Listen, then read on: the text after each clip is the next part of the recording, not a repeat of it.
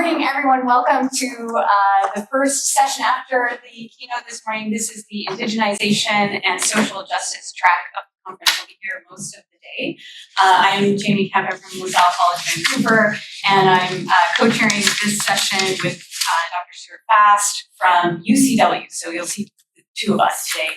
I want to acknowledge again that we're meeting here today on the traditional, ancestral, and unceded territories of the Coast Salish people, including the Musqueam, Squamish, and Silex nations. We've got a pretty tight schedule, and so I've been told strictly no introduction. So I'm not being rude, but we're just going to try to keep it on track. So I'll leave it right away. Thank you. Thank you. Good morning. I'm not as engaging as the last speaker, but I'll do my best. My name is Jason Walker. I'm the director for IO Psychology and Health Psychology, Health and Wellness Psychology at Havre University. And my colleague, Zara Marati, who's not here today, and Dr. Deborah Serko at the University of Nebraska. Let's just stop are the co-authors. So what we were interested in, and what my background and area of study is workplace bullying. And what I mean by workplace bullying is bullying, harassment, and sexual abuse. In particular, asking the question, what is bullying? So when you consider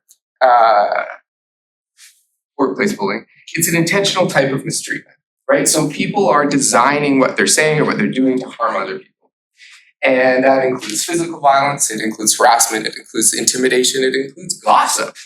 And it occurs on or off the work site. So if you're at work and it's happening, or if you're out of work and it's a work event, that is workplace bullying.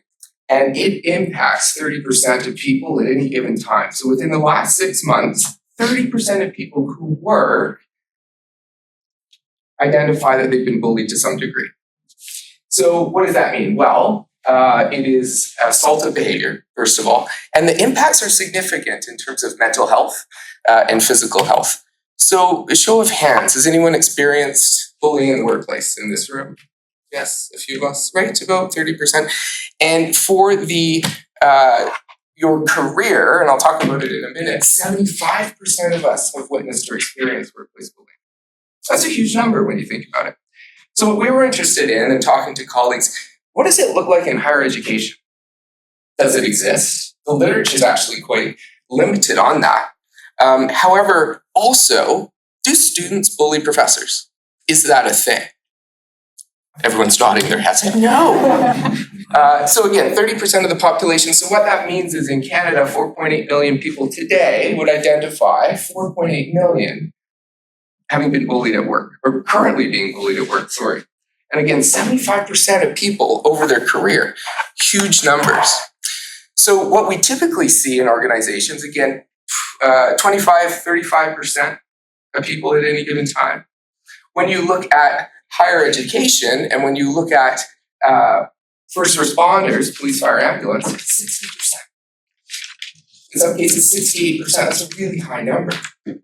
And when you look at witnessing, do people witness bullying at work? Upwards of 75% of people are like, yeah, yes, I do. And it's a very safe and uncomfortable space to step into.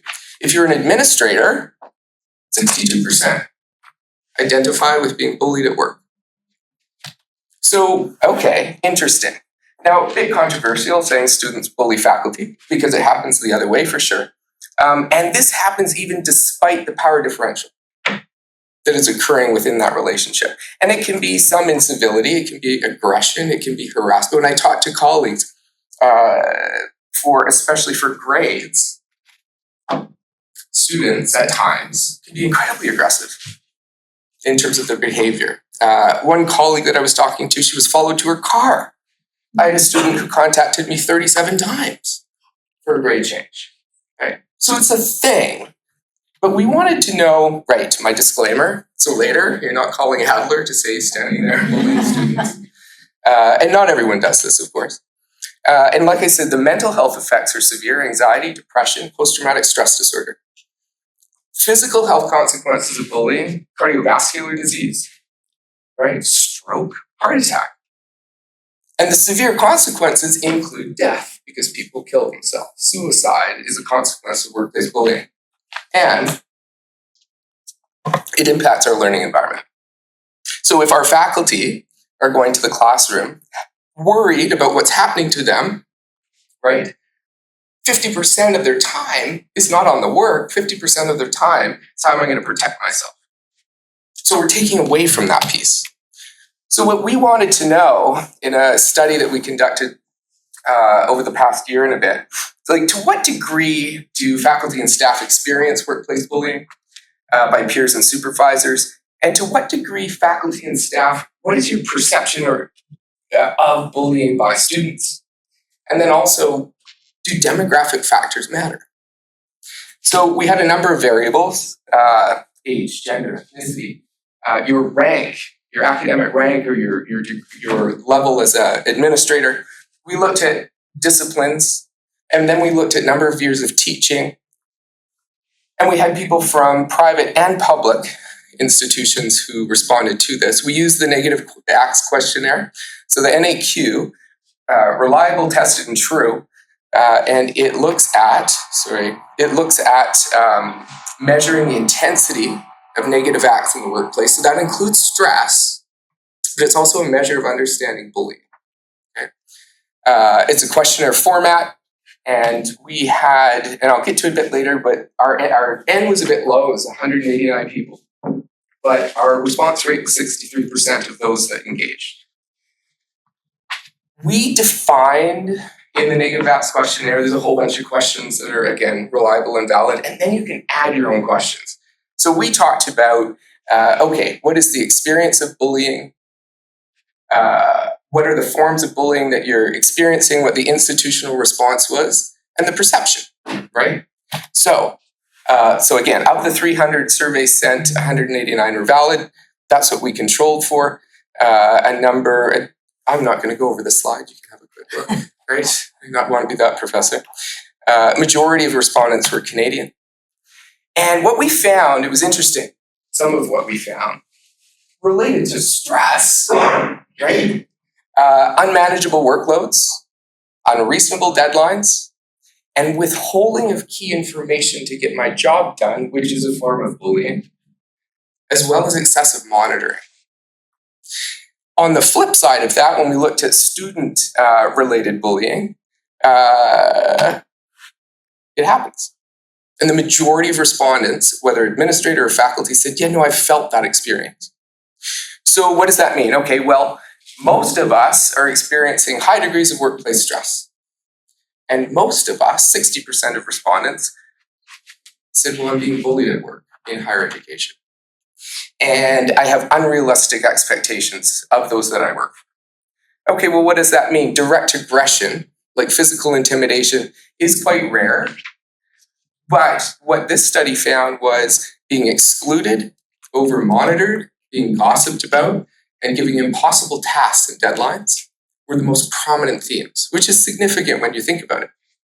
And where students pressure or harass faculty and staff about issues to the point where they perceive or they feel like they're being bullied.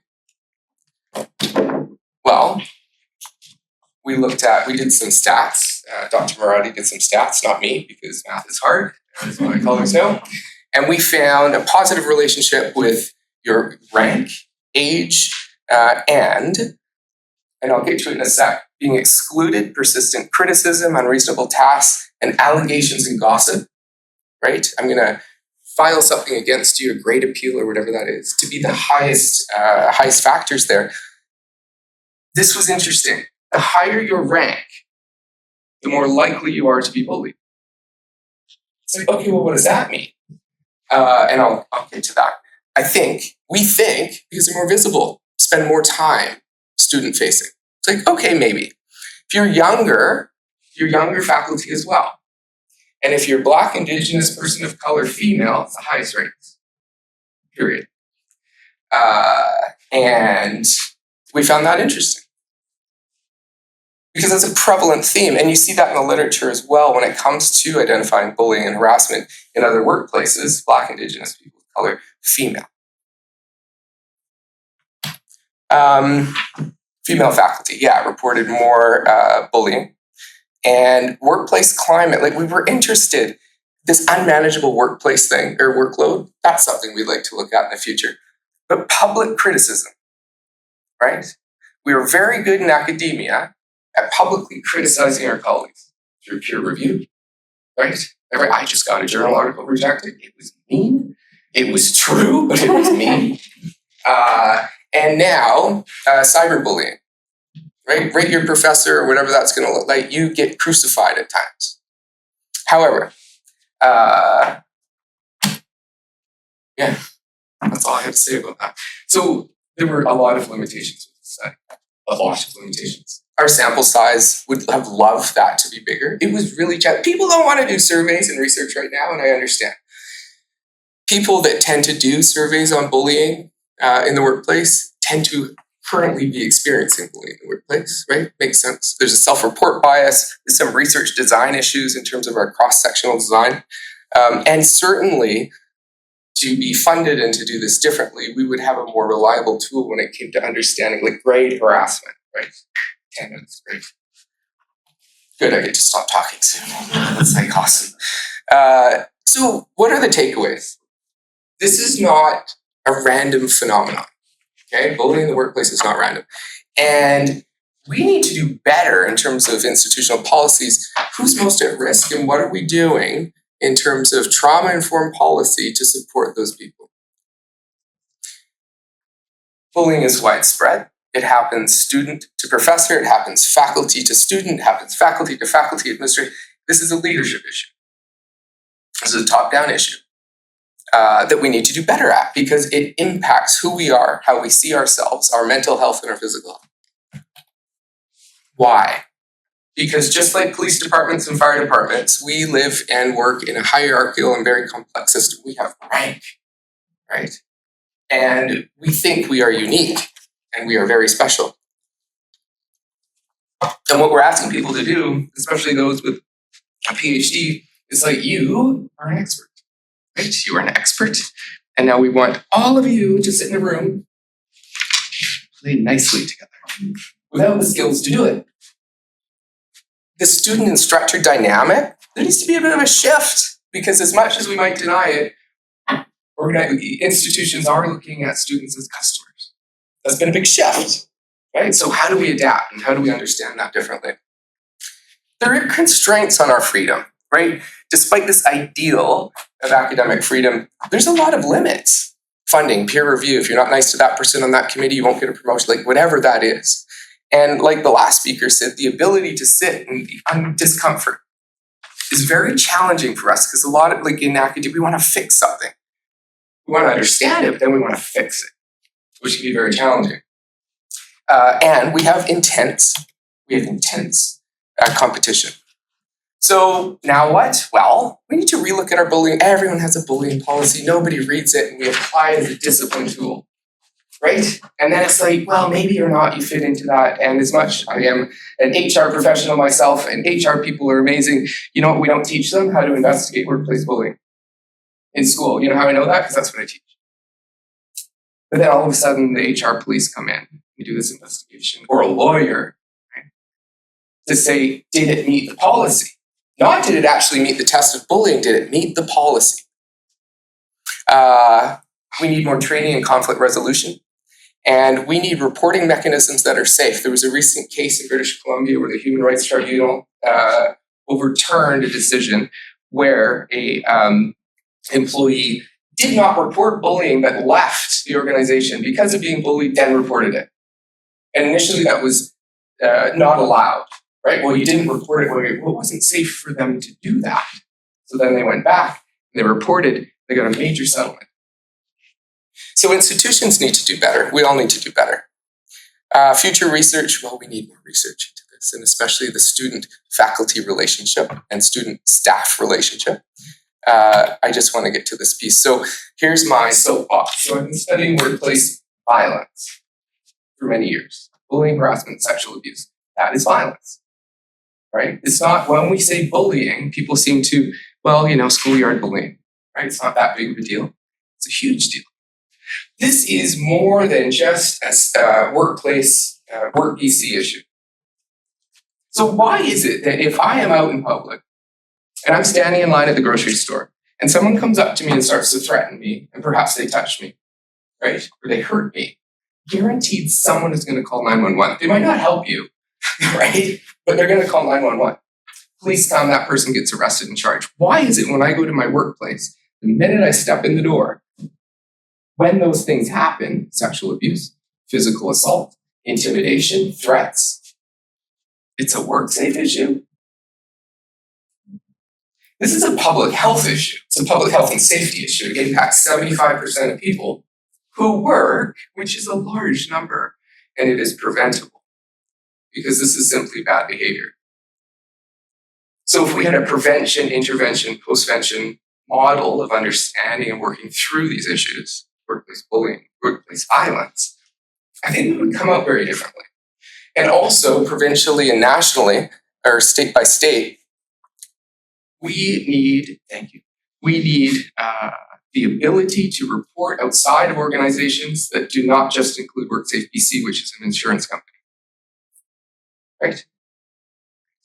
So there needs to be civil, criminal, and also public health authority measures, I think, to successfully manage these issues. And we're currently writing a book on that.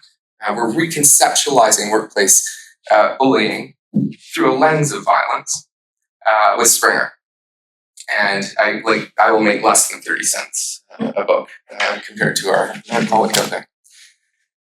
Anyway, thank you. And I'm also a writer for Forbes, and I need you to follow me. Then you get, yeah.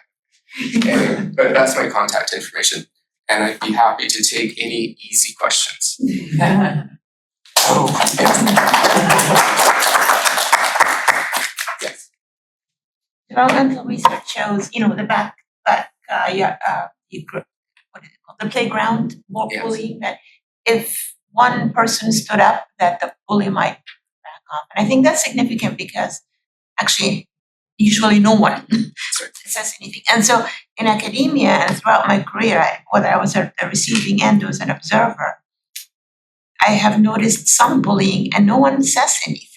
Still, even though we know that research very well, and I was wondering, what do you suggest in terms of inoculating people to notice, to recognize, and to say something to stop it? Thank you. That's a great question and a great observation, and it's very true. So the reason, first, that we don't tend to get involved, because I don't want, if you are getting bullied, I do not want to be you, right? So it's safer not to. Number two, a lot of us don't enjoy conflict or sitting, right, in that uncomfortable space. And number three, there's typically not a safe mechanism to report it. And the reason we don't speak up is because we don't do prevention intervention. That we're not training people in terms of, what do you do when this is said or when I observe, or what can you say and what can you do? You can read one of my articles that talks about that. But I think the best intervention model in terms of your own safety and the safety of your colleagues is actually to say something, right? To identify, to label, and to take the power out of that. And you can do that through asking a question. So I'm curious, when you say to Null, or when you interrupt Null, and when you talk over him, what is that? Help me understand. Pointing out that piece. And then the other piece of that too is you need to document, and you need to document the who, what, where, when, how, the time, how it made you feel. And then do not keep those notes at work. Is that helpful? Yes. I just got a quick question, and I'm not in academia, but I'm curious from what I've seen, how much are folks seeing parents getting involved and becoming bullies? Because it seems like parents are these helicopter parents that are so involved in these students who are now post-secondary. And it just seems like they now are stepping in and doing a lot of the fight for their kids. Interesting that you say that. Thank you. A couple of occasions in my own career where the student has asked for a parent to be in the room. That's new. Wow. Right? And then I like to have conversations when that happens around privacy, first of all, and also advocacy. We want students to speak out. Right? We want to create that safe space where they can ask those hard questions. But at the same time, mom and dad shouldn't be So we need to do a better job of training, and that's the prevention part, right? So if we were actually training people about how to be civil, because civility is quickly dying in our society, and we taught that as part of our code of conduct and respectful workplace and psychological safety, we'd be having different conversations, I think. Yes. So I was surprised to see on your list of bullying activities or perceived bullying activities this issue of workload and timeline. I haven't seen that before. And so my question is, from a management perspective, how would you deal with preventing that kind of bullying? Sure. If it's sort of a subjective. Sure. So no one in this room, of course, administrators are very good at performance managing people out. And how do we do that? Here's some horrible projects and here's some unrealistic time. And you didn't meet your performance measure. Right? So it is a tool. It's a tool that we use. What was this? You asked me. So that's okay. It wasn't very well formed. No, it was great. But how do we kind of prevent the perception of that? Like, let's say I'm not trying to push someone out, but in fact, we just have a lot of things to do. Absolutely. And not enough people to do it. Not enough people to do and it. I think that's where we have to. So this is okay. I'll just say it. One of my friends says, whenever you say, here's the thing, we get really nervous. So here's the thing. We need to do less with less. And we need to shift our expectations on what is realistically able to get done. And then we need to focus on those three things and be exceptional at them. And then we need to ask ourselves as administrators, like, is this actually, so you want me to drop everything and put everyone on this project that's an internal review at Christmas, right? It's an internal, this is our policies. Well, it's policy. Right, we wrote it, we can change it. So we need to think different at that system level, like our colleagues talked about that. And then having conversations with staff and faculty in terms of here's why we are doing it. And does this timeline work for you? And if not, what does that look like? Yes. I was just thinking about the system level perspective of things, and then suddenly some things came to my mind. That in Canada specifically, we are working in a very diverse environment, people coming from different nationalities and forming an organizational culture, right? So we all are coming with a unique culture, unique values, beliefs, way of doing things, dealing with people, or maybe other behaviors. So what do you think, what is the importance of having sort of like HR regularity and policies around training their people that how to deal in this cross-cultural environment? Because I think this is such a valuable thing, but often we ignore it in the organization. Absolutely. And policies are not worth the paper that they're written on most of the time until we need to use it, typically as a weapon. Yeah. Right? Yeah. So I'm always the blunt instrument of a policy where we must do whatever training in order to. Does that work? I've never really seen that work. I mean, we need to first immerse ourselves in culture and all those good, important things, but it should not necessarily, I don't think, be an HR function. I think that's a leadership and team function. Like, why aren't we having those conversations? And the reason is because we feel uncomfortable because we haven't been trained. And one of the findings was like that cultural competency piece. Because people are often uncomfortable having those conversations. They don't know where to start that conversation. So I think we need training there in terms of how do you do it and how do you do it safely and how do you do it as part of your culture.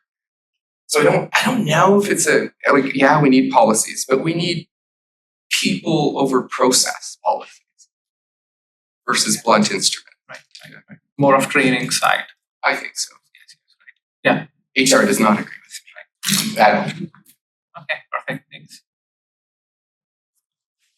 I have a question, where do all of these mythical training things happen? Because we are looking for particularly conflict resolution, we can use at different levels.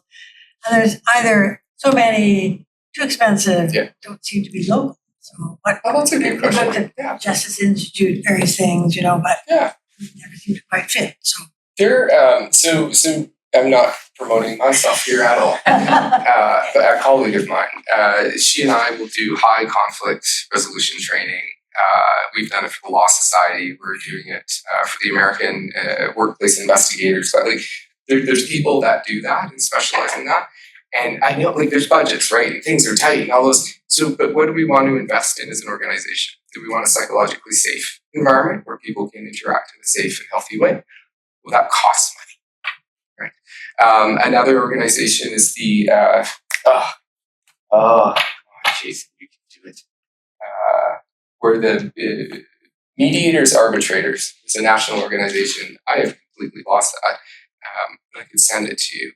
I could grab your information.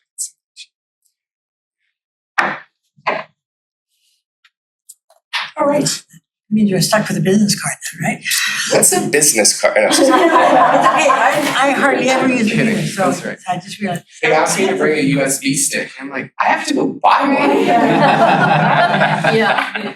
Thank you very much. Oh, yes, sorry. I just want to more of a comment. Sure. I feel like on the student faculty side of things, student codes of conduct, I think, are completely underutilized in the help of faculty. Most faculty think that the student code of conduct addresses conduct between students.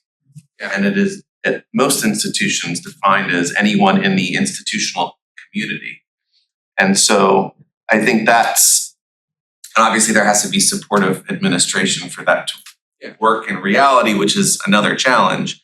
But I think that there's, like with the constant emailing example that you gave earlier, right? Like that's very clearly harassment, and that's very clearly a violation of the student conduct code. And it's not a violation that's going to result in the student getting suspended or expelled or anything like that. But if you have a good process that adds that sort of intervention and education piece in a way that's not really penal to the student.